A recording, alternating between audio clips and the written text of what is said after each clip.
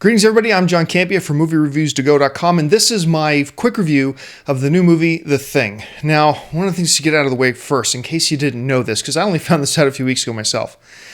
The Thing may look like a remake of the 1982 John Carpenter classic starring Kurt Russell, but it's not. It's not a remake. It's actually a prequel. It happens in a time frame leading right up to the events in the 1982 John Carpenter version of the film. Now, being a prequel, you may ask, well, then why do they have the exact same poster and have the exact same title? If it's a different story in the same timeline, why not have even a slightly different title? I've asked that question myself. I have no idea why. I think it was a mistake on their part because to everybody else, it just looks like it's a remake. And that's unfortunate. It's something they could have avoided very easily, but that's neither here nor there. Now, I gotta admit, I didn't get to see The Thing as early as I normally do. I only actually saw it a couple of days ago. And so since I didn't see it as early as I normally do, I had a chance to read a bunch of my online film critic colleagues' reviews of The Thing. And with a couple of exceptions, most of them were pretty darn negative. Some of them even just outright hated it. So I finally got a chance to see the film the other day with very, very lowered expectations because of what all my friends are saying about it. And you know what? Maybe it was the lowered expectations, but overall, I kind of enjoyed it. Look, let's talk about the good and the bad. First of all, on the good side, whenever you're going to do a prequel or a sequel or kind of a spin-off, one of the most important things you need to do is keep it in continuity. Keep it consistent.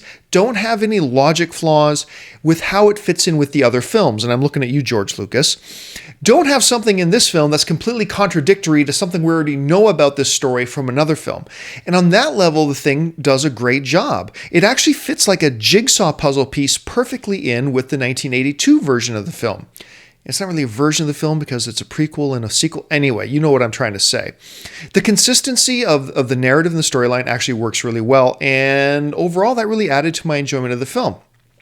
One of the other things I want to mention is gone are the days maybe of the synthetic rubber jiggling skin plastic puppets used for visual effects, which is too bad because sometimes those add a lot of character to films.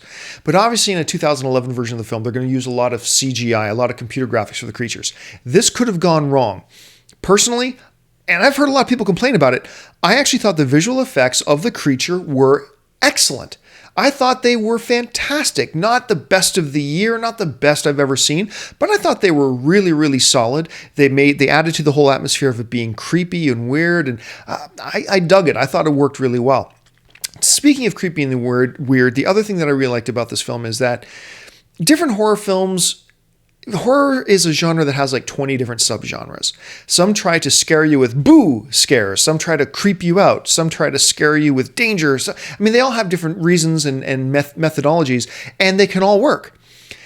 I really thought The Thing worked as a horror film because it used a great blend of the atmosphere of this desolate, isolated Arctic location, the same one that we have in the 1982 version, with really nicely orchestrated tension, and it gave a great sense of creepiness to compound the overall horror of this creature monster running around. And so as a horror film, I thought The Thing worked, and I thought it worked pretty well. Now, on the downside of The Thing, let's talk about this. I mentioned that the creature visual effects worked really well. Well, the visual effects are different from the creature design. Look, I'm all for creative design with monster movies and monsters in movies. Not all creatures have to have 2 arms, 2 legs, 2 eyes, and speak perfect English. That's fine. I love creative design with creatures.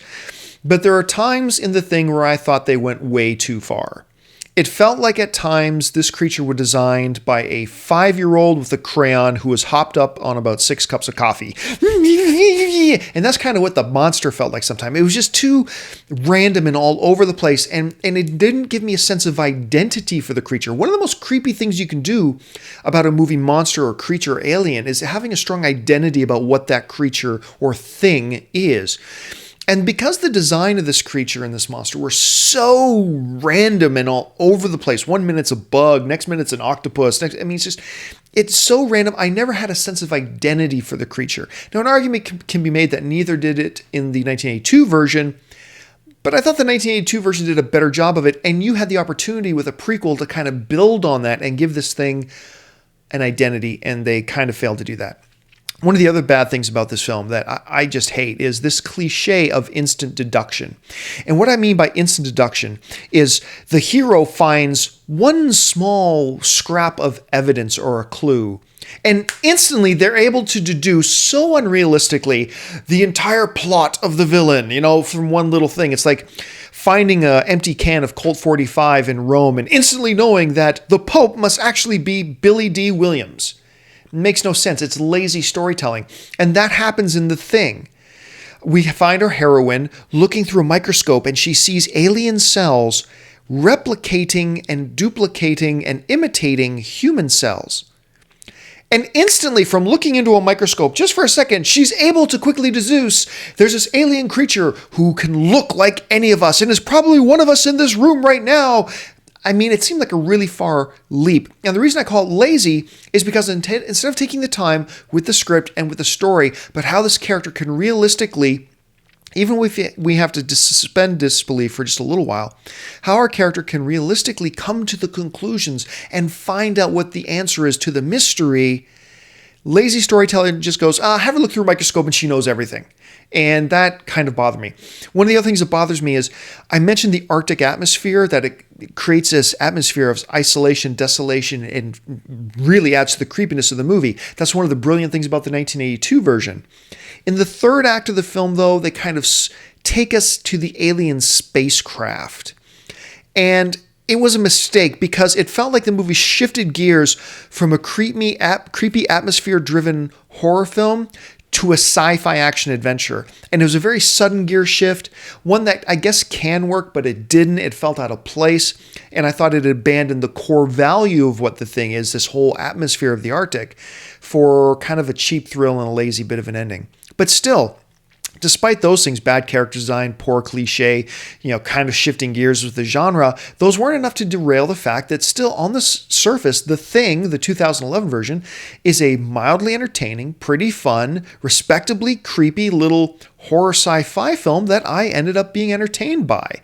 It's not nearly as good as 1982 version, but still on its own merits, it's a pretty good movie. Overall, I'm going to give The Thing, the 2011 version, a 6.5 out of 10. If you've enjoyed this review, please subscribe to us on YouTube or make sure you visit us at moviereviewstogo.com and follow us there. For moviereviewstogo.com, I'm John Campea.